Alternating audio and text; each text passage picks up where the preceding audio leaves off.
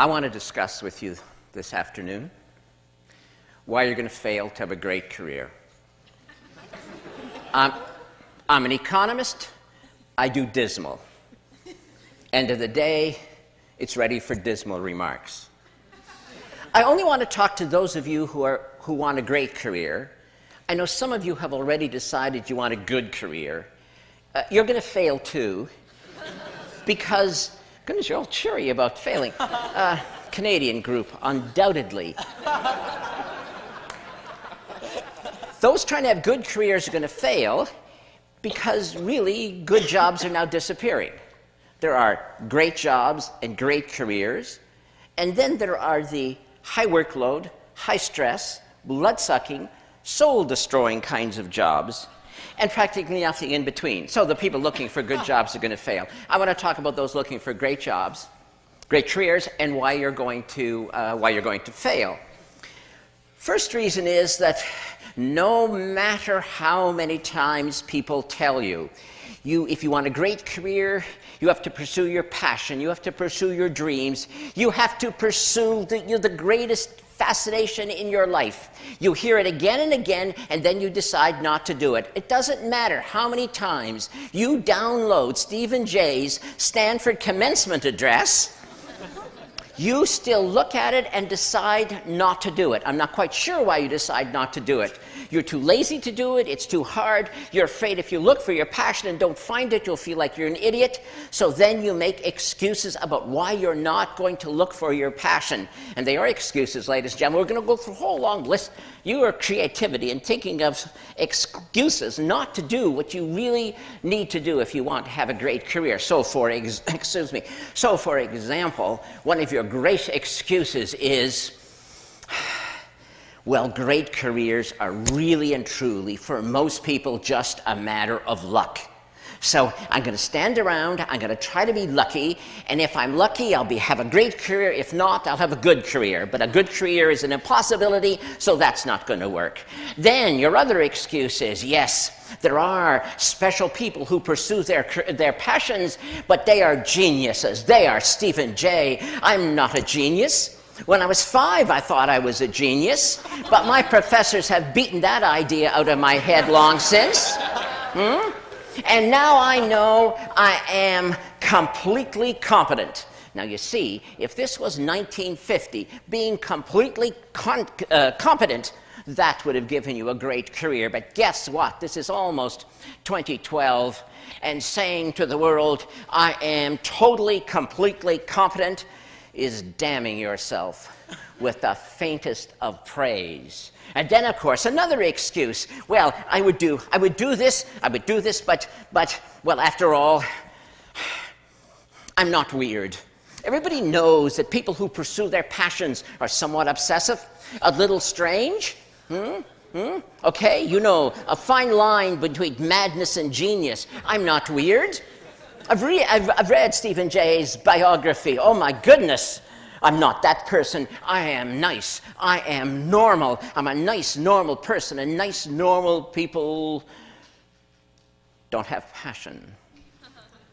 But I still want a great career. I'm not prepared to pursue my passion, so I know what I'm going to do, because I have a solution, I have a strategy. It's the one Mommy and Daddy told me about.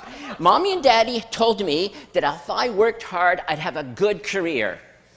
So if you work hard and have a good career, if you work really, really, really hard, you'll have a great career. Doesn't that, like, mathematically make sense? Not. But you've managed to talk yourself into that. You know what? Here's a little secret. You want to work? You want to work really, really, really hard? You know what? You'll succeed. The world will give you the opportunity to work really, really, really, really hard. But are you so sure that that's going to give you a great career when all the evidence is to the contrary? So let's deal with those of you who are trying to find your passion. You actually understand that you really had better do it. Never mind the excuses. You're trying to find your passion, and you're so happy. You found something you're interested in. I have an interest. I have an interest. You tell me. You say, I have an interest. I say, that's wonderful. And what are you trying to tell me? Well, I have an interest. I say, do you have a passion? I have an interest, you say. Your interest is compared to what? Well, I'm interested in this. And what about the rest of humanity's activities? I'm not interested in them. You've looked at them all, have you? No, not exactly. Passion is your greatest love. Passion is the thing that will help you create the highest expression of your talent. Passion, interest, it's not the same thing. Are you really going to go to your sweetie and say, marry me? You are interesting. Won't happen. Won't happen, and you will die alone. What you want is passion. It is beyond interest. You need 20 interests, and then one of them might be grab you, one of them might engage you more than anything else, and then you may have found your greatest love in comparison to all the other things that interest you. And that's what passion is. Now, that friend proposed to his sweetie. He was an economically rational person. He said to his sweetie, let us marry. Let us merge our interests. Yes, he did. I love you truly, he said. I love you deeply. I love you more than any other woman I've ever encountered. I love you more than Mary, Jane, Susie, Penelope, Ingrid, Gertrude, Gretel. I was on a German exchange program then. I love you more than All right. She left the room halfway through his enumeration of his love for her.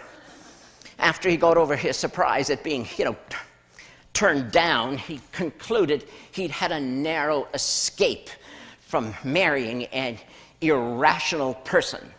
Although he did make a note to himself that the next time he proposed, it was perhaps not necessary to enumerate all of the women he had auditioned for the part. But the point stands. You must look for alternatives so that you find your destiny. Or are you afraid of the word destiny? Does the word destiny scare you? That's what we're talking about. And if you don't find the highest expression of your talent, if you settle for interesting, what the hell ever that means, do you know what will happen at the end of your long life? Your friends and family will be gathered in the cemetery, and there, beside your grave site, will be a tombstone, and inscribed on that tombstone it will say, here lies a distinguished engineer who invented Velcro.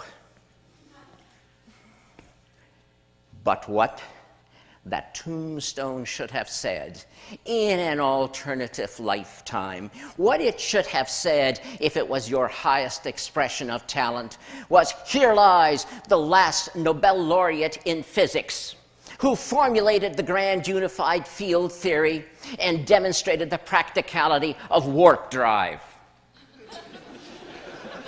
Velcro indeed. One was a great career. One was a missed opportunity. But then there are some of you, in spite of all these excuses, you will find your passion. And you'll still fail. You're going to fail because you're not going to do it. Because you have invented a new excuse. Any excuse to fail to take action. And this excuse I've heard so many times. Yes, I would pursue a great career. But a value. Human relationships, more than accomplishment. I want to be a great friend. I want to be a great spouse. I want to be a great parent. And I will not sacrifice them on the altar of great accomplishment. What do you want me to say? Now, do you really want me to say now, tell you, really, I swear I don't kick children? Look at the worldview you've given yourself. You're a hero no matter what. And I, by suggesting ever so delicately that you might want a great career, must hate children. I don't hate children. I don't kick them. Yes, there was a little kid wandering through this building when I came here, and no, I didn't kick him. Of course, I had to tell him the building was for adults only and to get out. He mumbled something about his mother, and I told him she'd probably find him outside anyway. Last time I saw him, he was on the stairs crying. What a wimp. Well, what do you mean? That's what you expect me to say. Do you really think it's appropriate that you should actually take children and use them as a shield? You know what will happen someday, you ideal parent, you. The kid will come to you someday and say, I know what I want to be. I know what I'm going to do with my life. You were so happy. It's the conversation a parent wants to hear because your kid's good in math and you know you're going to like what comes next. Says your kid, I have decided I want to be a magician. I want to perform magic tricks on the stage. And what do you say? You say, that's risky, kid. Might fail, kid. Don't make a lot of money at that, kid. You know, I don't know, kid. You should think about that again, kid. You're so good at math. Why don't you? And the kid interrupts you and says, but it is my dream. It is my dream to do this. And what are you going to say? You know what you're going to say? Look, kid, I had a dream once too, but.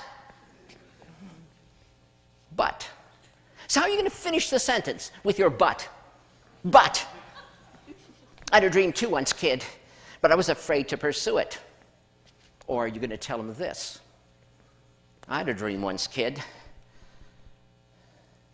but then you were born.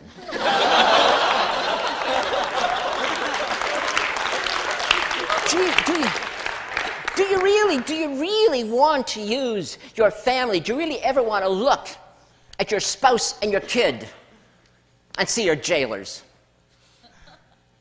There was something you could have said to your kid when he or she said, I have a dream. You could have said, looked the kid in the face and said, go for it, kid. Just like I did. But you won't be able to say that because you didn't. So you can't.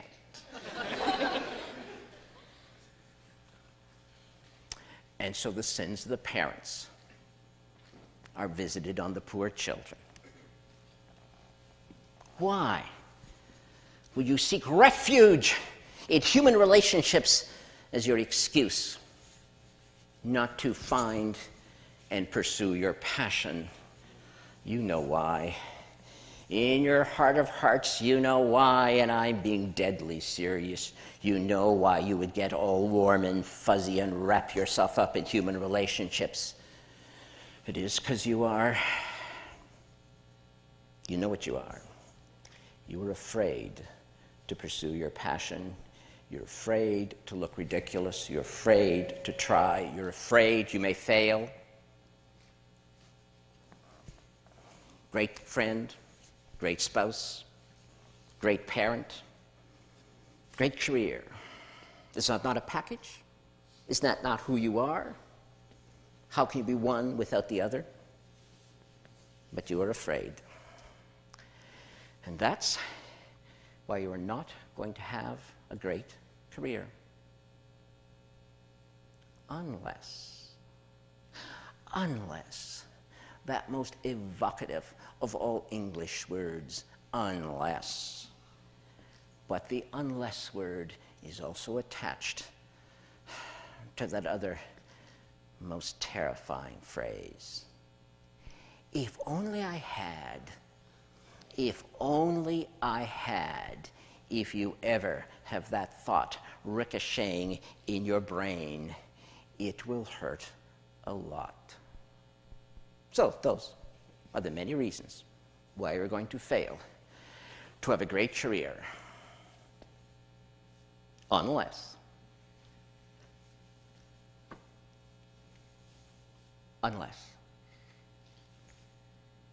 Thank you.